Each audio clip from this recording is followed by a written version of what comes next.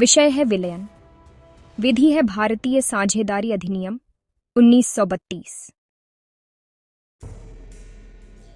परिभाषा के अनुसार धारा 29 के मुताबिक साझेदारी का विलयन का अर्थ है साझेदारों के बीच चल रहे साझेदारी व्यवसाय का पूर्ण रूप से समाप्त हो जाना। जब साझेदारी फर्म का अस्तित्व समाप्त हो जाता है और उसके सभी व्यापारिक संबंधों को खत्म कर दिया जाता है तो उसे विलयन कहा जाता है। प्रकार इस तरह से हैं।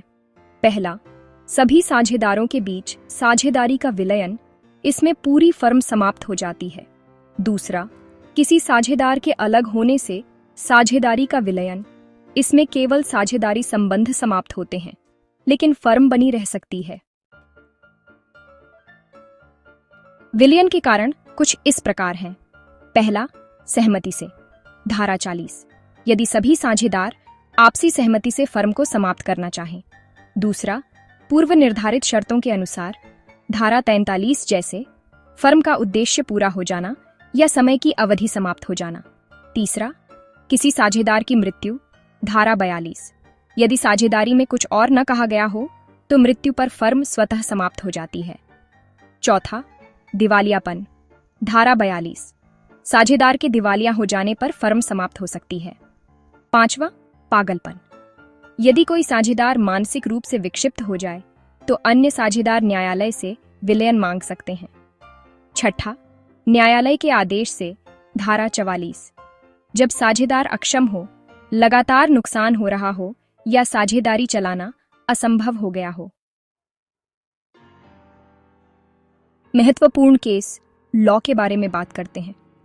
सबसे पहले कॉक्स बनाम हिकमैन 1860 का केस, जिसमें फर्म की समाप्ति और साझेदार के संबंध समाप्त होने के बीच का अंतर बहुत ही स्पष्ट किया गया था। फिर आता है गार्नर बनाम मरे 1804 का केस, जिसमें विलयन के बाद साझेदारों के बीच देनदारी और संपत्ति का विभाजन कैसे होगा, इसे अच्छे से समझाया गया। अब बात करते हैं प्रमुख धाराओं की। धारा 29 फर्म का विलयन, धारा 40 सहमति से विलयन, धारा 41 गैर कानूनी व्यवसाय से फर्म का विलयन, धारा 42 कुछ घटनाओं से स्वतः विलयन, धारा 43 साझेदार की नोटिस द्वारा और धारा 44 न्यायालय के आदेश से विलयन। चलिए एक उदाहरण से समझते हैं। मान लीजिए राम, श्याम और घनश्याम मिलकर कपड़े की दुकान चलाते हैं। अचानक श्याम दिवालिया हो जाता है। अगर फर्म के अनुबंध में ऐसी स्थिति के लिए कुछ नहीं लिखा है तो यह फर्म स्वतः समाप्त मानी जाएगी। इसे ही फर्म का विलयन कहा जाएगा।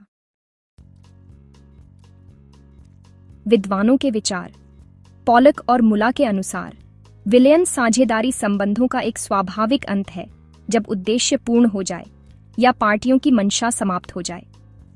वहीं लिंडली ने साझेदारी के बारे में कहा है, फर्म का विलयन केवल कानूनी प्रक्रिया नहीं बल्कि वित्तीय और सामाजिक जिम्मेदारियों से मुक्ति का एक साधन भी है।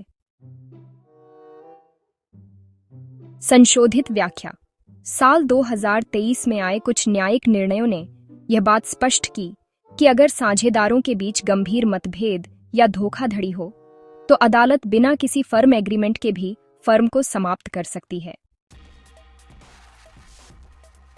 निष्कर्ष, विलयन का अर्थ केवल साझेदारी को समाप्त करना नहीं है बल्कि यह एक कानूनी प्रक्रिया है जिसमें साझेदारों की देनदारियां, संपत्तियां, अधिकार और उत्तरदायित्व तय होते हैं। प्रॉब्लम बेस्ड प्रश्न। तो पहला प्रश्न है, राम, श्याम और घनश्याम साझेदार हैं। घनश्याम की मानसिक स्थिति खराब हो जाती है और वह व्यापार नहीं चला पाता। क्या फर्म का विलयन संभव है? इसका उत्तर है हाँ। धारा 44 के अनुसार यदि कोई साझेदार मानसिक रूप से अक्षम हो जाता है और फर्म को आगे चलाना असंभव हो जाए तो अन्य साझेदार न्यायालय से फर्म के विलयन की मांग कर सकते हैं। केस लॉ, मोल्सन बनाम ग्रीन। अगला प्रश्न, रवि, मोहन और सुरेश की फर्म 5 वर्षों के लिए गठित हुई थी। 5 वर्ष पूरे होने पर फर्म का व्यापार चलता रहा। अब एक साझेदार इसका विलयन चाहता है। वह क्या कर सकता है? उत्तर है, यदि तय अवधि समाप्त हो गई और साझेदारी आगे भी चलती रही तो वह फर्म अब एट विल मानी जाएगी। साझेदार धारा 43 के अंतर्गत नोटिस देकर फर्म को समाप्त कर सकता है। तीसरा प्रश्न, 3 साझेदारों में एक की मृत्यु हो जाती है, क्या फर्म स्वतः समाप्त हो जाएगी?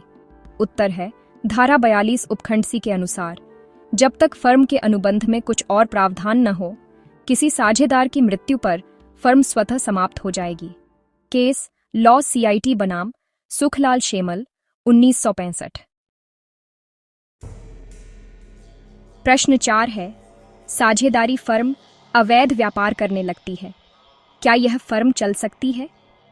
उत्तर है, धारा 41 के अनुसार यदि फर्म का व्यवसाय अवैध हो जाए तो उसका विलयन अनिवार्य हो जाएगा। उदाहरण के लिए, अगर शराब बेचने की अनुमति समाप्त हो जाए और फिर भी फर्म बेचे तो यह अवैध माना जाएगा। अब प्रश्न 5, किसी साझेदार ने धोखाधड़ी से अपने हिस्से का सारा लाभ छिपाया, ऐसे में अन्य साझेदार क्या कर सकते हैं? उत्तर है, धारा 44 उपखंड जी के अनुसार यदि साझेदारी को ईमानदारी से न चलाया जाए तो अन्य साझेदार न्यायालय से विलयन की मांग कर सकते हैं। केस लॉ है कारमाइकल बनाम इवेंस।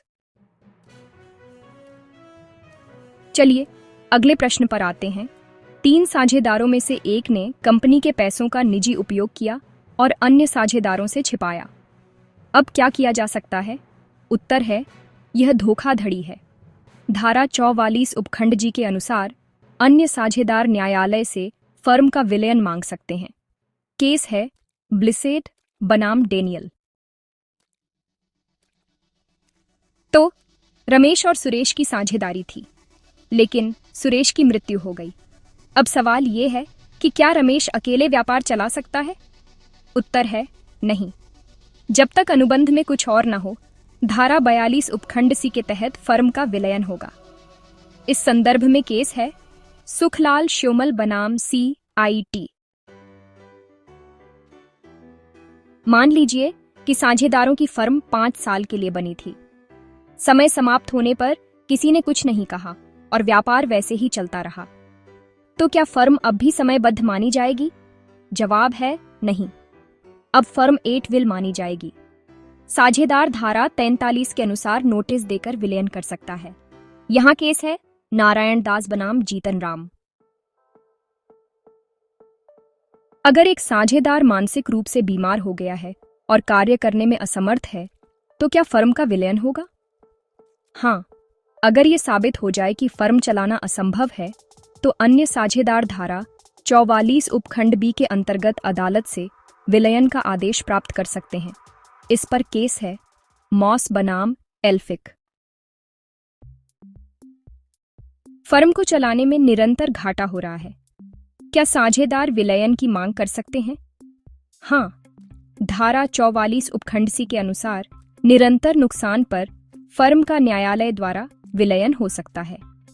केस सुरेश बाबू बनाम रविचंद्रन। 3 साझेदारों में से एक दिवालिया घोषित हो गया, क्या फर्म समाप्त होगी? हाँ, धारा 42 उपखंड डी के अनुसार साझेदार के दिवालिया होने पर फर्म स्वतः समाप्त हो जाएगी जब तक अन्यथा न हो। केस हरिलाल बनाम गणेश दास। फर्म का कार्य अवैध घोषित कर दिया गया, जैसे कि प्रतिबंधित दवा बेचना। क्या फर्म चलती रह सकती है? नहीं, धारा 41 के तहत व्यवसाय के अवैध होते ही फर्म का विलयन आवश्यक है। केस CIT बनाम कृष्णा एंड कंपनी। साझेदारी में तय था कि फर्म का उद्देश्य एक विशेष स्कूल बनाना है। स्कूल बनने के बाद साझेदारों में मतभेद हुआ, क्या फर्म का विलयन होगा? उत्तर हाँ, उद्देश्य पूर्ण होते ही धारा 42 उपखंड ए के अंतर्गत फर्म स्वतः समाप्त मानी जाएगी। केस कुसुम बनाम कल्याण। साझेदारों में से एक ने बगैर बताए नया साझेदार बना लिया।